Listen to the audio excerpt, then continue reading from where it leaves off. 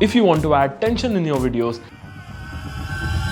add the sound effect called riser. For suspense, use Bram. To show movements, use swoosh. And if you want to make it look like you are zoning out, use cricket. And if you are adding any photos or trying to capture movements, use the sound effect called camera shutter.